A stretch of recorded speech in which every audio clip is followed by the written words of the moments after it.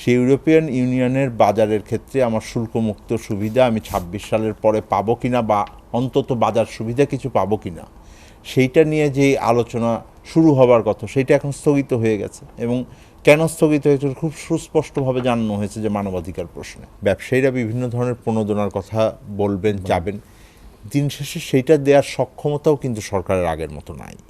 জীবনকে সহজ এবং স্মার্ট করতে আপনিও নিয়ে আসুন ভিশন রাইস কুকার, রান্নায় আধুনিকতা। চলমান আন্দোলনে, সংকটে, ব্যবসা বাণিজ্য সংকটের মূলে আসলে কি, কেন সহিংসতা ছড়ালো, পাশাপাশি এখনই বা কেন কঠোর অবস্থানে ছাত্র আন্দোলনের? না, ছাত্র আন্দোলনের কেন এই পরিস্থিতিটা তো এখন খুবই স্পষ্ট। এটা তো খুব সহজভাবে বলা হয়েছে যে যেই প্রক্রিয়ার ভিতরে আন্দোলনকে দমানো বা এটাকে নিষ্পত্তি করার চেষ্টা করা হয়েছে, সেইটার ভেতর দিয়ে নিঃসন্দেহে এটা বড় প্রশ্ন উঠেছে তাদের কাছ থেকে। আপনি দেখেন যে অন্তত পক্ষে সরকারি হিসাবে ১৫০, অন্তত বিভিন্ন পত্রিকার হিসাবে অন্তত ২০০ বেশি মানুষ মারা গেছেন। তার ভিতরে আমি যতদূর জানি যে হিসাবটা সম্ভবত জাতীয় দৈনিকে দেওয়া হয়েছে, ৪ জনের মতন বোধহয় পুলিশ সদস্য আছেন।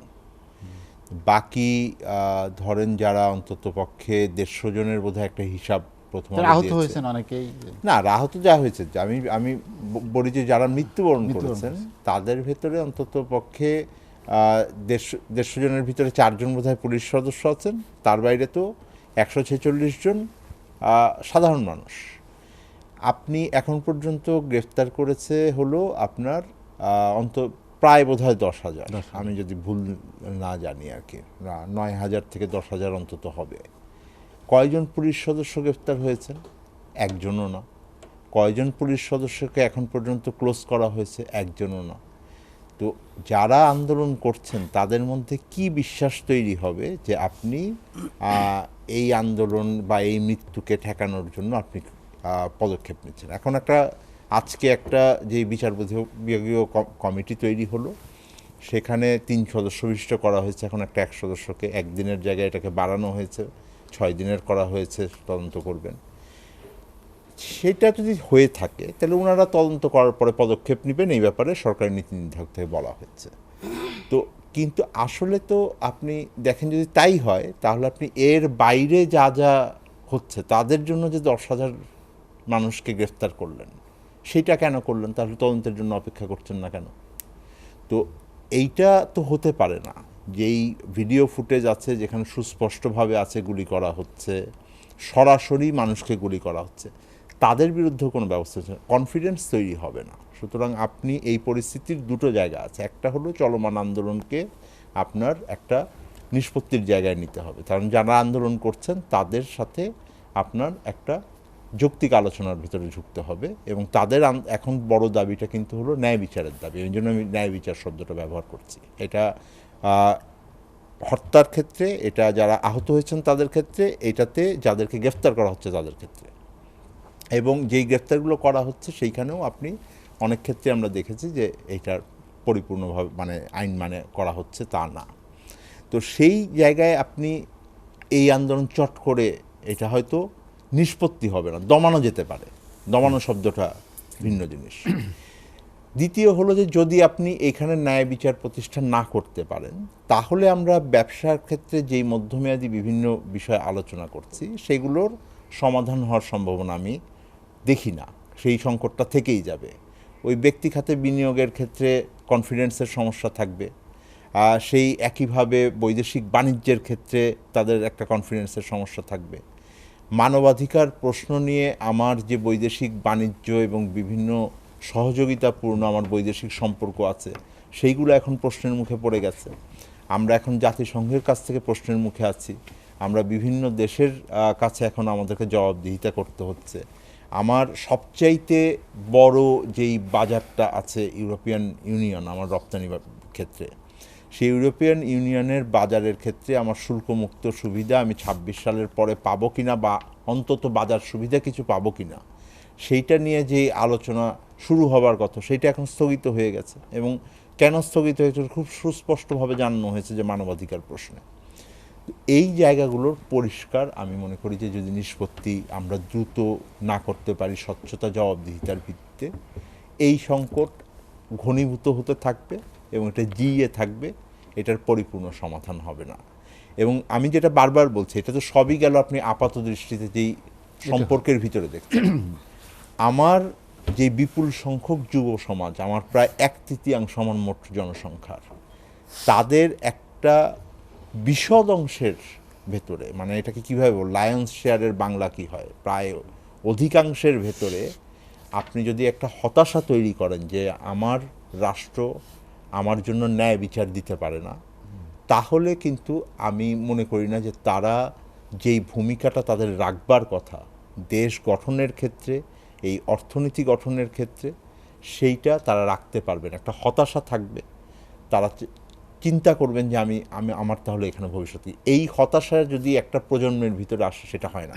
আমরা যখন মুক্তিযুদ্ধের চেতনার ভিতরে গিয়েছিলাম, যুব সমাজের স্বপ্নের ভেতরে তাদের যেই স্বপ্ন ছিল দেশ গড়ার, তাদের যে স্বপ্ন ছিল ন্যায় প্রতিষ্ঠা করার, সেইখান থেকে এখানে তৈরি হয়েছে। বাংলাদেশের সৃষ্টি হয়েছে ন্যায়ের জন্য।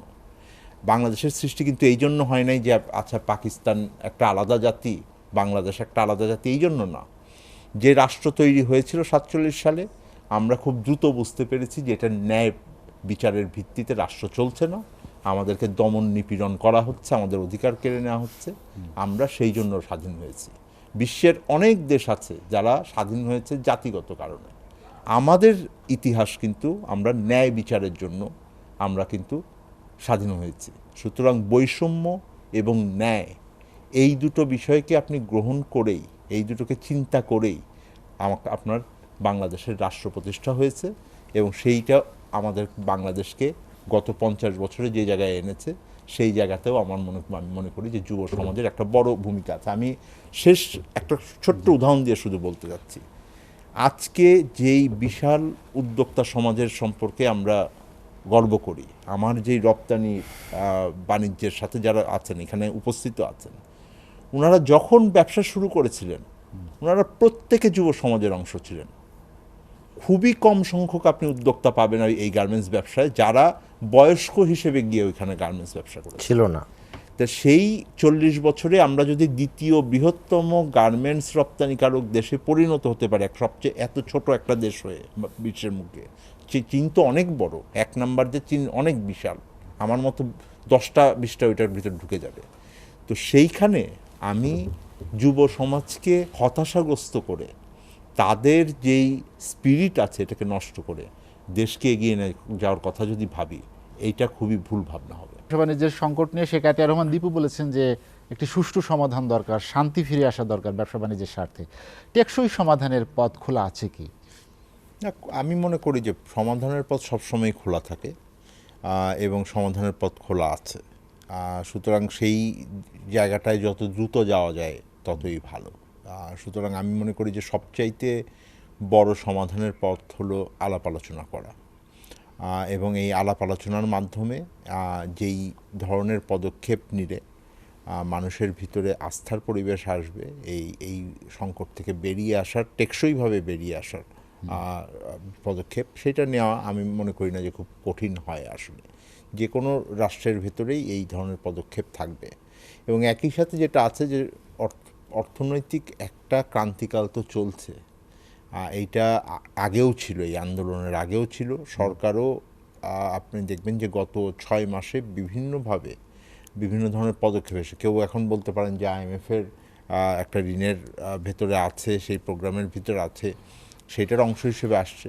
সবগুলো আপনি সমর্থন করতে পারেন, না করতে পারেন, কিন্তু একটা সংকটের ভিতরে যে আছে এই অনুধাবনটা ছিল, এবং পদক্ষেপ কোনো কোনো জায়গায় হয়েছে, কোনো কোনো জায়গায় আসবে বলে আমরা এক ধরনের আশা করছিলাম। তো ওই জায়গাটায় আমার মনে হয় যে আরও জোরদারভাবে কাজ করার ব্যাপার আছে। এখন যে বিভিন্ন ধরনের ব্যবসায়ীদের, আমার সাথে সবাই ওনারা ব্যবসায়ী আছেন, ব্যবসায়ীরা বিভিন্ন ধরনের প্রণোদনার কথা বলবেন, যাবেন, দিন শেষে সেইটা দেওয়ার সক্ষমতাও কিন্তু সরকারের আগের মতো নাই। আমরা কোভিডকালীন সময়ে যেইটুক দেয়া হয়েছিল সেইটার অন্তত সক্ষমতা, এখন কিন্তু আসলে খুব সক্ষমতাও নাই।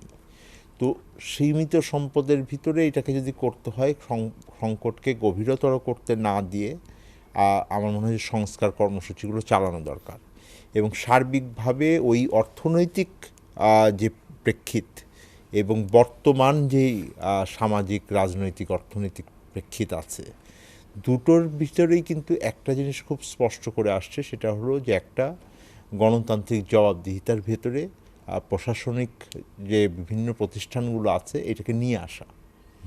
কারণ হলো যে আমার যদি ব্যাংকিং খাতের অবস্থা খারাপ থাকে তাহলে আমার ব্যাংকিং খাতের সংশ্লিষ্ট আমার এখানে আসতে হবে। আমার যেই রাজস্ব ভবনের ভেতরে যে যাদের নামে এখন দুর্নীতির জায়গা আসছে সেখানে আমার তারা থাকতে হবে।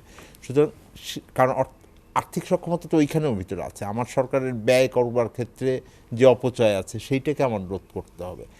সুতরাং অনেকগুলো আমি মনে করি পদক্ষেপ এটা তো দরকার ছিল। সুতরাং একটা হলো ইমিডিয়েট সংকটকে অ্যাড্রেস করা, আস্থা ফিরিয়ে আনা।